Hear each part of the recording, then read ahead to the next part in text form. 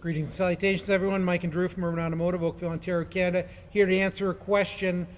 How do I know my water pump is failing? Drew.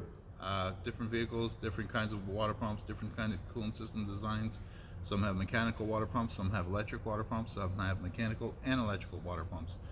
This one here on it is a mechanical water pump, and it has signs of coolant leaking down here. Customer was noticing his coolant was going down, had to top it up.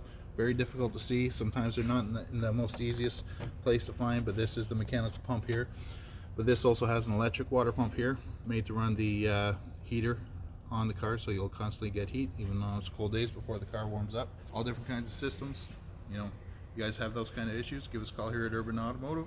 So coolant leaking, coolant loss, Noises. no heat inside the vehicle. Yep. That answers the question. Urban Automotive, safety first. first.